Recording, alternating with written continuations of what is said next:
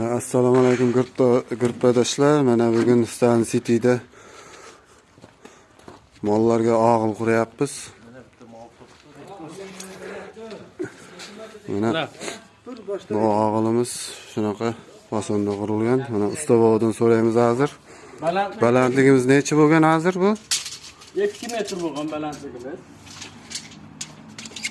Yarim bal terilgan, ha? Shunaqa bo'lib. Terilgan shunaqa bo'lib.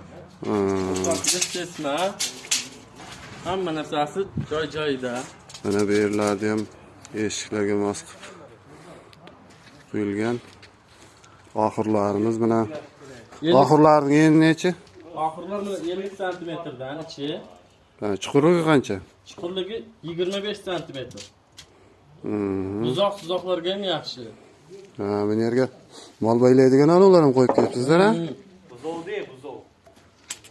Jipi o'tkazib mol baylanadi. Bu tagini pishirish qildingizmi?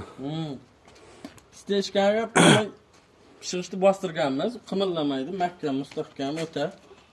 Orasiga keyin simin ham quyilganmi buni? Orasiga zaska simin bosib chiqqanmiz. Bu yo'lakchasi ham bor ekan, bu yerda yuradigan. Yo'lakchasi 70 santimetr, g'ataka.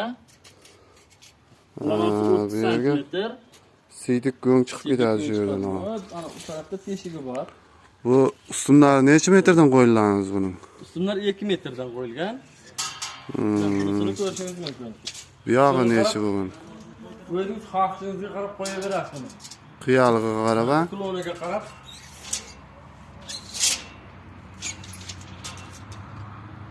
2.55 dan qo'yilgan bu. Shapillar ham mana profildan qo'yildi.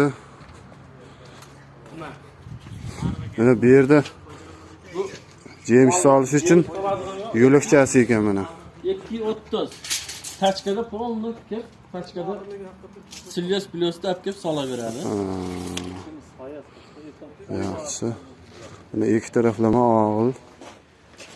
2.10 mol turadigan joyi. Bu yerda teshiklar ham qo'yilgan ekan ana. Portchikalar bor. Bu mol turadigan joy 2.10. 2.10. Bu yo'lakcha bilan ariqchani qo'shsa 3.10 ga qopti buni. Xudo xolasa mana 5 kun bo'pti boshlaganiga, fundamenti noldan boshladik. Ustini yopishgacha qilib beradi degan mana ustalar. Zakaz bo'lsa aytavering. Shunaqa bo'lib hali 1,5 mingta ham ketgan yo'q hali. Ertaga bu yerga tersa, bugun terib, ertaga ustini yopishni boshlaydi.